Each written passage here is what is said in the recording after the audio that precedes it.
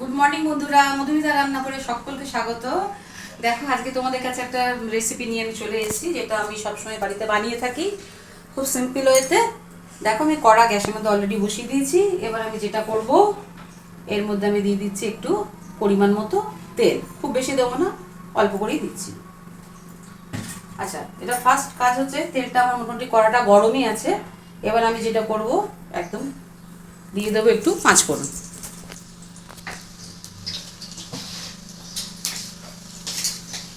এবার যেহেতু কড়াটা গরম আছে, সেই জন্য আমি এর মধ্যে দিয়ে দিচ্ছি, গরম আছে বলে আলুটা আমি দিয়ে দিলাম।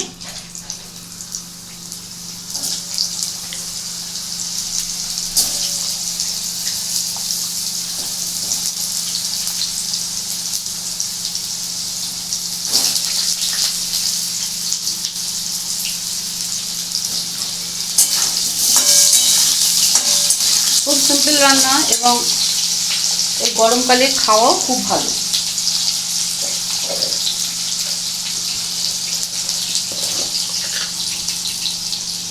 ওকে, এর মধ্যে দিয়ে দিলাম অল্প করে একটু হলুদ।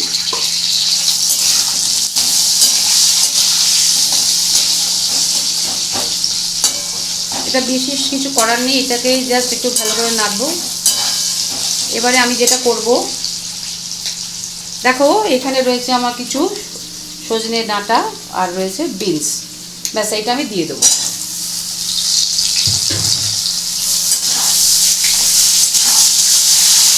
কেউ ইচ্ছে করলে কিন্তু এর মধ্যে বড়ি ভেজেও দিতে পারো, খুব ভালো লাগবে, তবে আজকে আমি এটা দেবো না।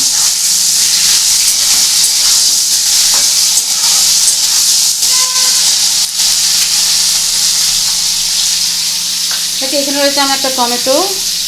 এই টমেটোটা আমি কাটছি।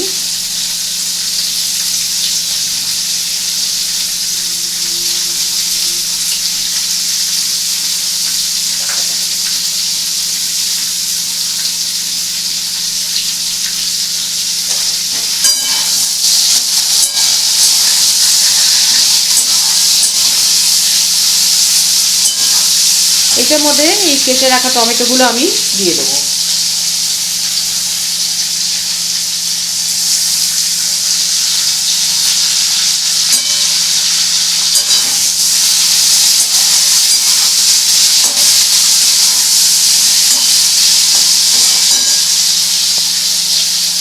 দেখো, এখানে দিয়ে দেবে এবার আমার স্বাদ মতো লবণ।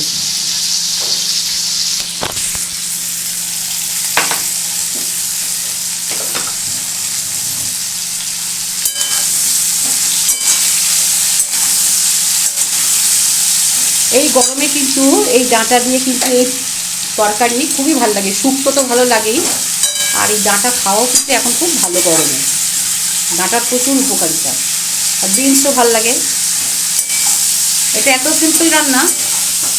এবার দেখো, এখানে আমি যেটা করবো, আরেকটু পরিমাণে আমি দিয়ে দেবো হলুদ, খুব অল্প করে।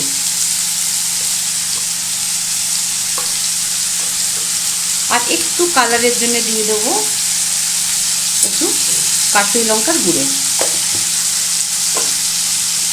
ব্যালেন্সটাকে একটু এনহ্যান্স করার জন্য আমি এখানে দিয়ে দিচ্ছি একটু চিনি।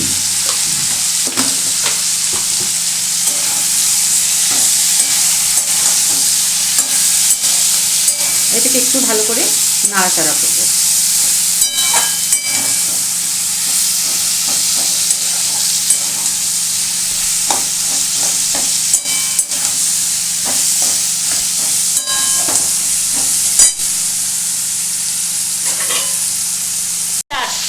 বন্ধুরা দেখো, আমি ঠিক 5-10 মিনিট আগে চলে এলাম, সমানে অনবরত নাড়ছি।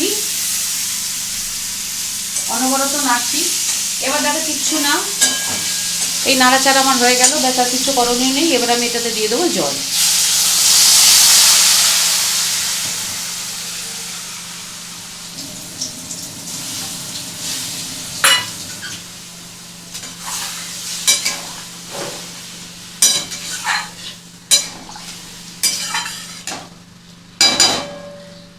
দেখো, এখানে রয়েছে আমার বেশ ঝাল ঝাল কাঁচা লঙ্কা, পেট মোটা মোটা।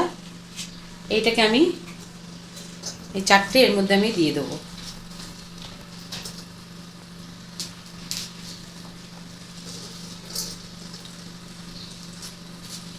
এর মধ্যে কিন্তু সর্ষে বাটা দিলেও কিন্তু খুব ভালো হয়, কিন্তু আজকে আমি একটু হালকাভাবে করছি, একটু গা মাখা মাখা এটা বানাবো।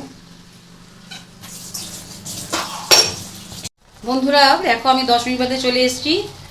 আলু কিন্তু একদম সুন্দরভাবে সেদ্ধ হয়ে গেছে। আচ্ছা এইটা একটু এরকম গা মাখা ঝোল থাকবে, বেশ খেতে ভালো লাগে না। এটা কিন্তু এবার আমার নামাবার পালা, আর বেশি কিন্তু আমি ঝোলটা শুকোবো না, এটা কিন্তু আমি নামাবো। দেখো বন্ধুরা তৈরি হয়ে গেল একদম গরমকালের উপযুক্ত একদম এই ডাঁটা বিনস দিয়ে একটা পাতলা ঝোল। এটা কিন্তু খুব ভালো লাগে। এবার বন্ধুরা আমাকে জানাও তো যে তোমরা এই গরমের মধ্যে এরকম ডাঁটা দিয়ে এরকম ঝোল খেতে কে কে ভালোবাসো।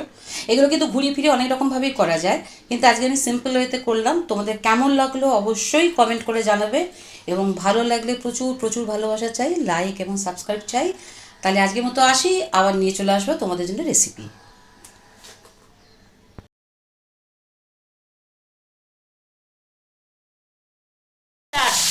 বন্ধুরা দেখো আমি ঠিক 5-10 মিনিট বাদে চলে এলাম, সমানে অনবরত নাড়ছি অনবরত নাড়ছি। এবার দেখো কিচ্ছু না, এই নাড়াচাড়া আমার হয়ে গেল, ব্যাস আর কিছু করণীয় নেই। এবার আমি এটাতে দিয়ে দেবো জল।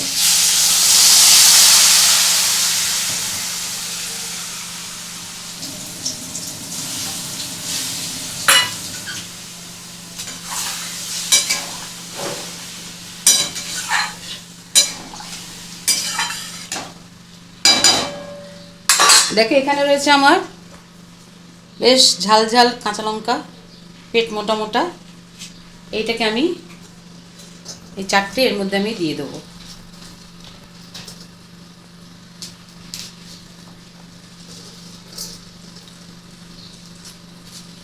এর মধ্যে কিন্তু সর্ষে বাটা দিলেও কিন্তু খুব ভালো হয়, কিন্তু আজকে আমি একটু হালকাভাবে করছি, একটু গা মাখা মাখা এটা বানাবো। বন্ধুরা দেখো আমি 10 মিনিট বাদে চলে এসেছি। আলু কিন্তু একদম সুন্দরভাবে সেদ্ধ হয়ে গেছে। আচ্ছা এইটা একটু এরকম গা মাখা ঝোল থাকবে, বেশ খেতে ভালো লাগে না। এটা কিন্তু এবার আমার নামাবার পালা, আর বেশি কিন্তু আমি ঝোলটা শুকোবো না, এটা কিন্তু আমি নামাবো। দেখো বন্ধুরা তৈরি হয়ে গেল একদম গরমকালের উপযুক্ত একদম এই ডাঁটা বিনস দিয়ে একটা পাতলা ঝোল। এটা কিন্তু খুব ভালো লাগে। এবার বন্ধুরা আমাকে জানাও তো যে তোমরা এই গরমের মধ্যে এরকম ডাঁটা দিয়ে এরকম ঝোল খেতে কে কে ভালোবাসো। এগুলো কিন্তু ঘুরিয়ে ফিরে অনেক রকমভাবেই করা যায়, কিন্তু আজকে আমি সিম্পল ওয়েতে করলাম। তোমাদের কেমন লাগলো অবশ্যই কমেন্ট করে জানাবে, এবং ভালো লাগলে প্রচুর প্রচুর ভালোবাসা চাই, লাইক এবং সাবস্ক্রাইব চাই। তাহলে আজকের মতো আসি, আবার নিয়ে চলে আসবো তোমাদের জন্য রেসিপি।